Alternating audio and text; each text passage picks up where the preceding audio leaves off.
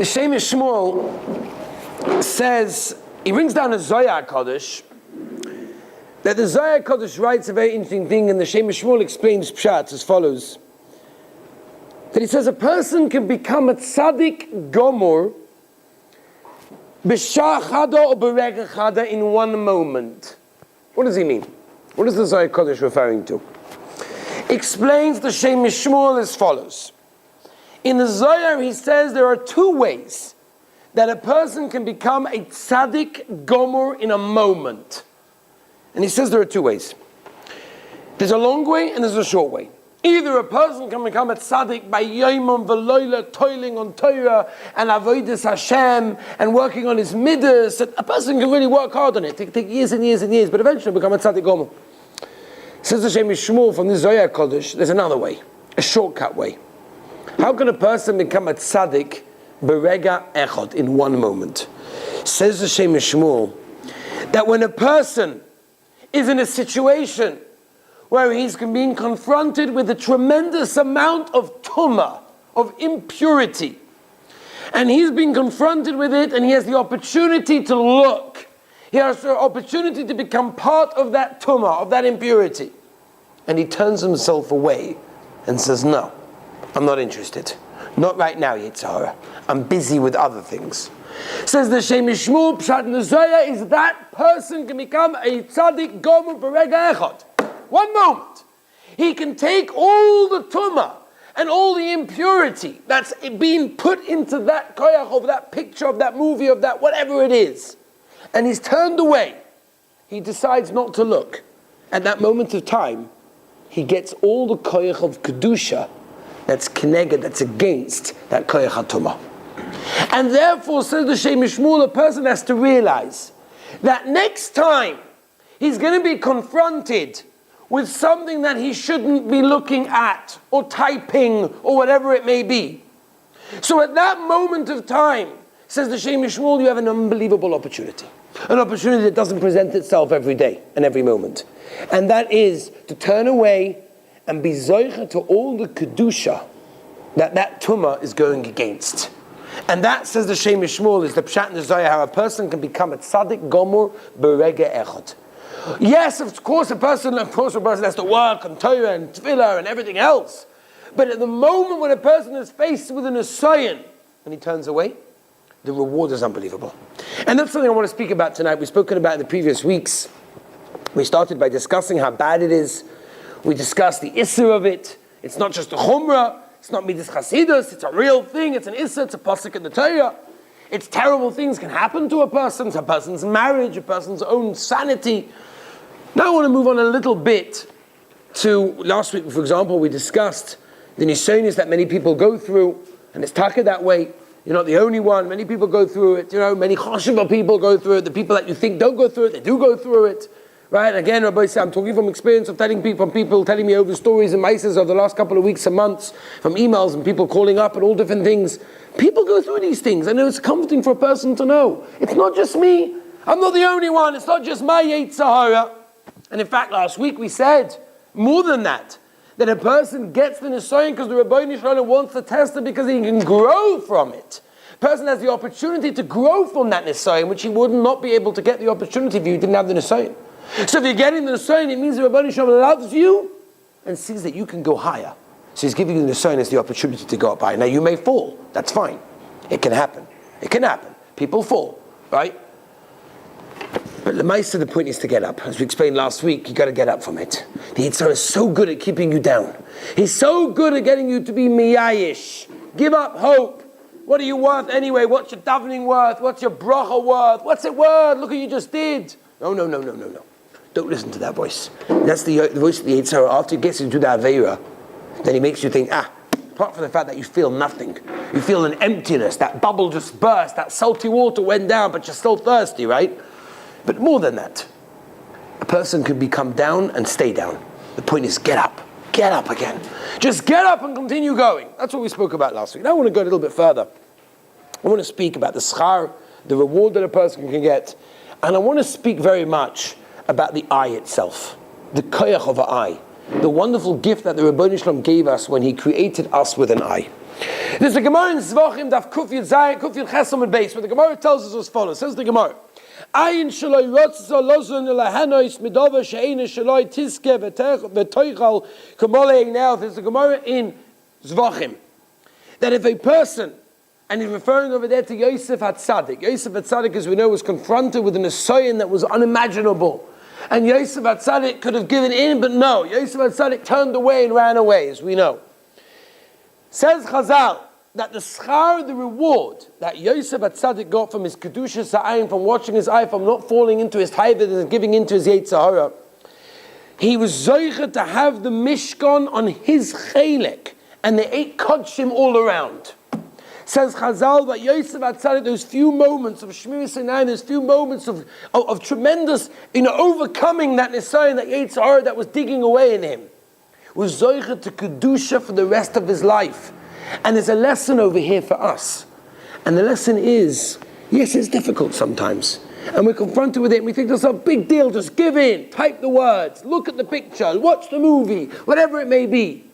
But do we realize what we're giving up?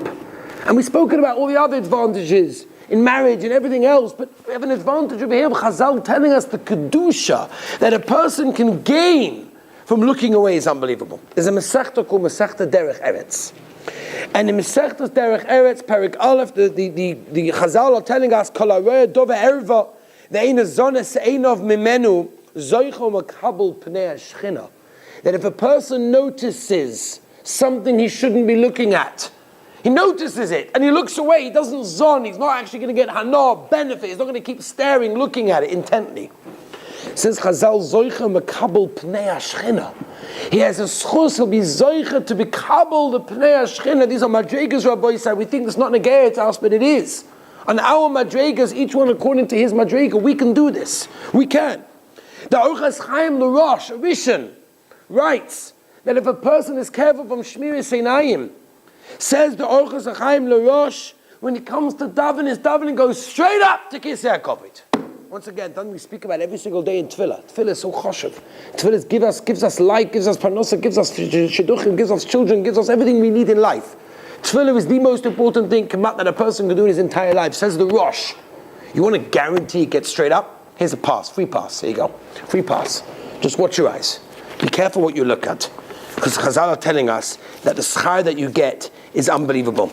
In fact, the Sfarim HaKadoshim bring down as follows, that if you look at the Kohen Gadol when he went into the Kodesh HaKadoshim, so the Kodesh HaKadoshim said 10 times the Shem Havaya. Right, Hashem's name is said 10 times. And if you add up the Shem Havaya, the Gematria, it actually equals 260. Right, equals 260. The cheshbonis, the actual interesting calculations that the Sfarim make, is that if you take the gematria of 2 eyes, right, the 2 eyes, if a person watches his 2 ayim, shtei einayim, so it's 130 times 2, it's 260, which means in the Sfarim HaKadoshim bring down that if a person, when he's confronted with a sight that he shouldn't be looking at, and he turns away his eyes and he doesn't look, and he doesn't stare, and he doesn't keep on going at it, he has the same kedusha as the Kohen Gadol in the Kodesh HaKadoshim. Rabbi said, we're dealing with serious things over here. We're dealing with unbelievable things. What Matisyahu Solomon once said over, this is a famous zach, that we know there's a Ramon Yeridea that talks about the halachas of milk. And the Shulchan Aruch writes that Me'ika Hadin, according to the letter of the law, a person has a child, and the child, for whatever reason, cannot get milk from its mother, so you can get a Goyish lady to milk the baby. No problem with a Goyish lady milking your baby. Jewish from baby, no problem being milked by a Goyish woman. Says the Ramah, shouldn't do it. It's metamtem es halev. It puts a certain timtum or some layers on the heart. A goy feeding the baby, it's not nice. Where's the makar? Where did the Ramah get this from? Why not? Shulchan Aruch said it's okay. Why is the Ramah being machmir? Comes along the Vilna Gaon. You know what he says? Vilna Gaon says for Moshe Rabbeinu. Because we know that Moshe Rabbeinu refused to be nursed to get milk from an Egyptian woman, a Goyish woman.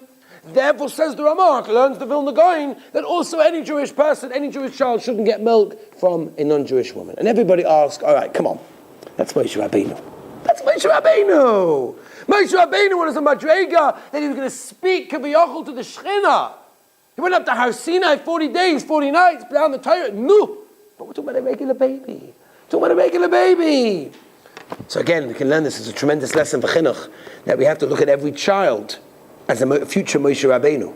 And Mitzvah Shem, when you have children, you look at your children as future Moshe Rabbeinus. The potential of a child is unbelievable. But more than that, look at every Jewish person. The potential of a Yid is the madrega of Moshe Rabbeinu. And you can spoil that just by having Goyish milk. Egyptian milk. What was Egyptian milk? We all know what happened in Egypt. The biggest place of tumah in the world. I mean, there was no bigger place of tumah. There was nowhere that they were just mamish the biggest experts in the latest advanced tumah. It was Mitzrayim. That was it. I mean, I don't know about nowadays, because nowadays we have way more advances in our pockets with those phones. We could pull out those phones and we have way more advances than Mitzrayim ever dreamed of having. That's besides the point. Every bit of tumah was in Mitzrayim. It shouldn't go to a Jewish child. It's the same thing to us, Rabbi say. Just imagine, you can imagine this. Take a piece of spearmint gum, or take a very heavy mint. One of those heavy mints? Eat one of those heavy mints, yeah? And then have a piece of cheesecake. What's the cheesecake going to taste like? Cheesecake is not going to taste nice. It's going to taste like all minty. You just brush your teeth, or you just had that heavy mint, yeah? And you go taste a nice piece of cheesecake, or you have some applesauce or whatever. It's just not going to have that taste. It's exactly the same thing. People complain, why don't I have a taste in Yiddishkeit? Why is it not Gishmak? Rebbe, why is it I can't daven? I have no feeling in Shemoneh Esrei. I've got no feeling in Shabbos Kodesh. I've got no Gishmak in Yiddishkeit. Everybody wonders why. The answer is very simple. If you're eating the spearmint gum, the cheesecake doesn't taste good. And that's the problem. We have inside of us all the other things that have been going into the years. And it's all processed in the brain, can't get it out so easily. I once heard from an older mashkiach, he must be 60, 65, maybe older, I don't know. He once said over that many, many years, when he was still young, he was once staying in a hotel for the yeshiva, whatever it was that he had to do, he had to be there. And there was a television there. A television, we're talking 40 years ago, We're not talking about smartphones with everything available on there. We're talking about a television. No, what was it already? And he flicked on something, he wanted to see the news, what was going on, and a picture came up for a second, and he quickly switched it off. He said, it's been 40, 50, however many years, he said later. He just can't get out of his head. It's in there. And Rabbi says, something for us to think about. It's something for us to think about.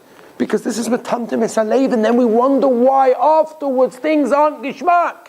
The taste, where's the Gishmak a taste? Where's the taste in Shabbos Kodesh? Where's the taste in a Tefillah? Where's the taste in Yiddishkeit? The answer is we're still chewing on our spearmint gum, aren't we? We're still chewing on it. But it's like, we've got to work on it now. We've got to work on it. And we have to uproot it by putting more and more Torah in. We'll be able to uproot whatever went inside. The more we push in, the more it goes out, obviously. Chazal tell us, there's a word in Rabbi Yoina put down in the Beis Yosef, a person doesn't realize that when he looks at the wrong things, it starts everything going down. All his Torah, all his Torah just starts going down and down. The Sefer Yaris Tvash says that histaklos of someone that he shouldn't be looking at on a woman that's not dressed appropriately is mazik a person in every spiritual manner, whether it be Torah, whether it be Tefillah. And he says this is the only thing that does so much damage to one Yiddishkeit. A person could do Averis, it does damage. But a Naim, a person pollutes his eyes, and which goes straight into his neshama. Says the Yaris Tvash, it's the worst thing that a person can possibly do. There is an unbelievable Reb Tzadok HaKohen, I saw it this afternoon. Reb Tzadok HaKohen writes in Bereshis, he doesn't say exactly these words, but I see that some of the Mefarshim explain the Yaris Tvash, the Pritzadik, the Reb Tzadok HaKohen as follows.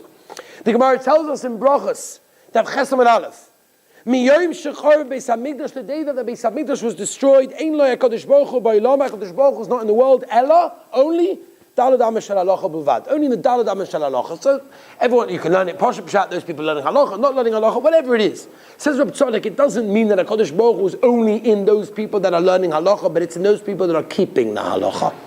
Those people could go in, and the Mefarshim learn Reb Tzadok HaKohen, that it's a person that's walking in the street, and he sees something he shouldn't. He's on his phone, he's on his computer, and he can type anything he wants, and he doesn't.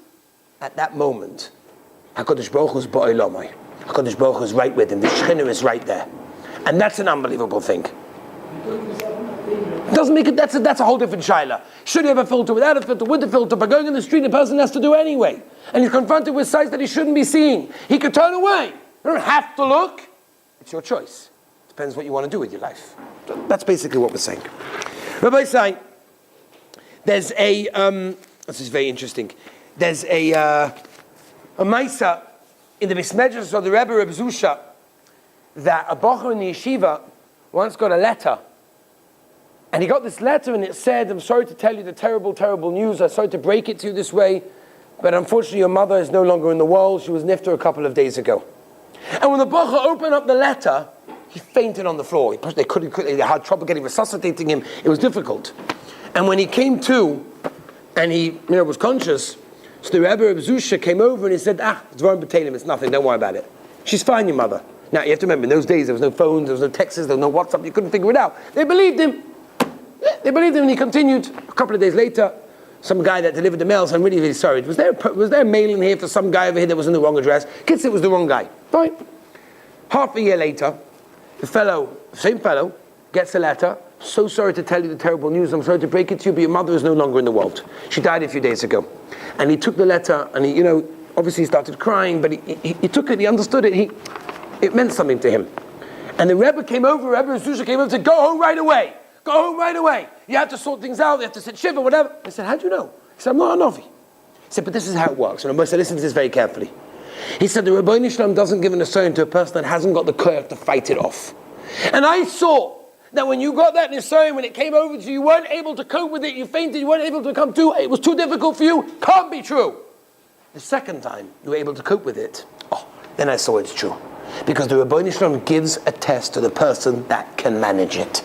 And that's a lesson to us. Because we all get tests, we spoke about this already, and we have to work on it, because if we get a test, yes, we can do it. Yes, we can overcome it, and if we didn't, get it back up again and start all over again.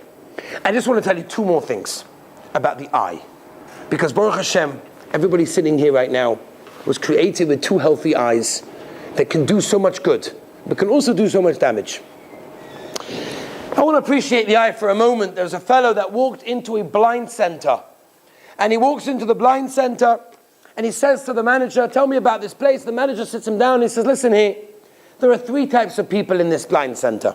There's people that are blind, that were blind from birth. They never ever were able to see in their entire lives. They've been blind from birth. And then you have people that during their lifetime, whatever illness it was, became blind. And then you have a bunch of children we have who can see perfectly.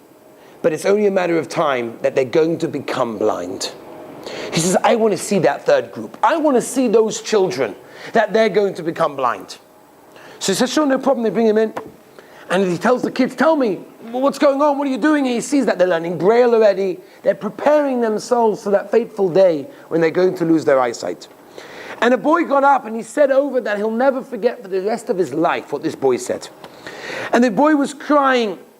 And he said, I want to tell you something. If you ever saw a person take a gun to his head, you know that there's only a matter of time until he pulls the trigger and he kills himself. And the boy said, it's the same thing with us. We know it's going to happen. We just don't know when. It's only a matter of time.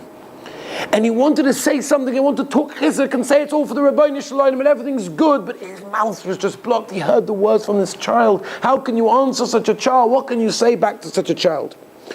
After he left the place, he said the bracha, when he makes Pekech Ivim in the morning, that bracha he had a lot more kavanah in.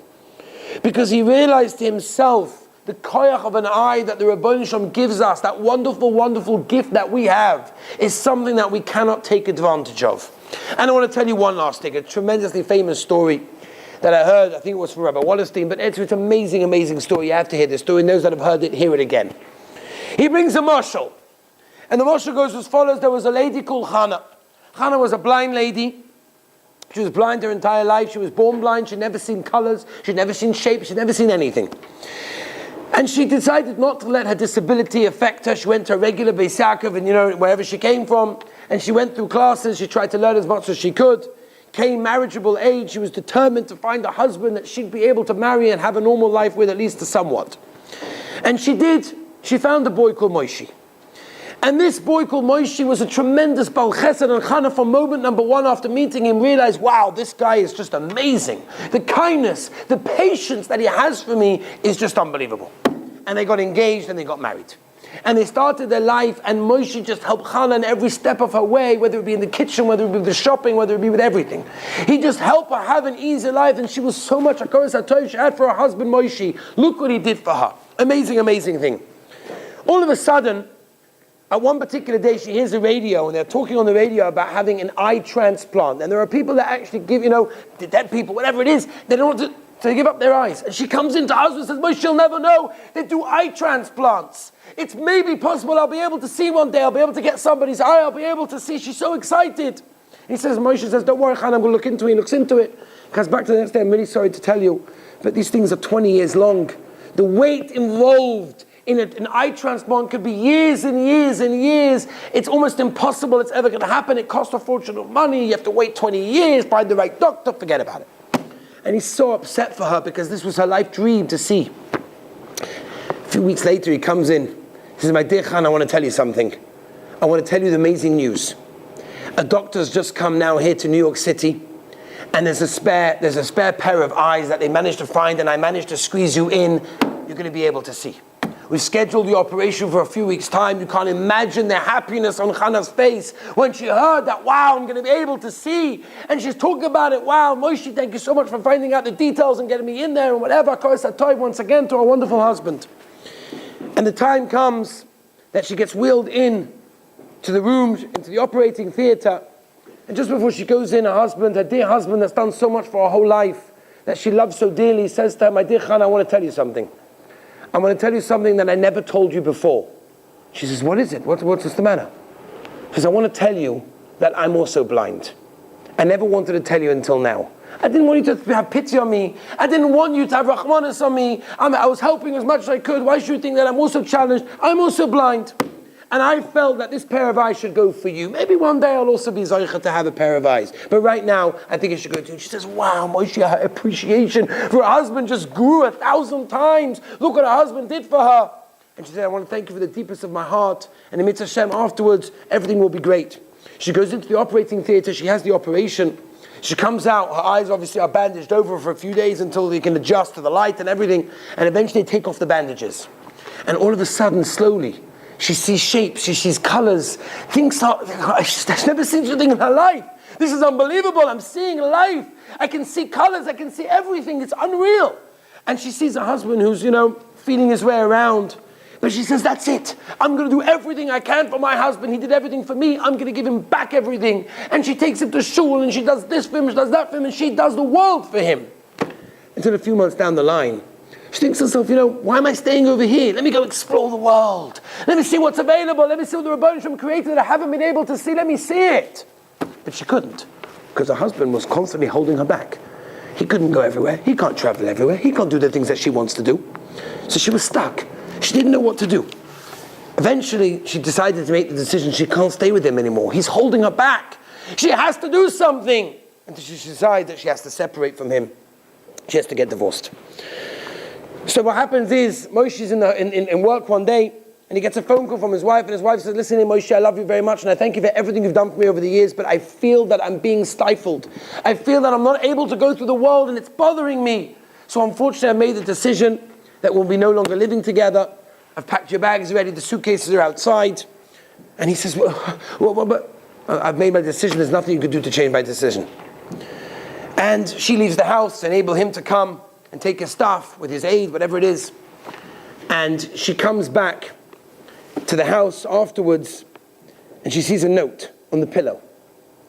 And she starts reading the note.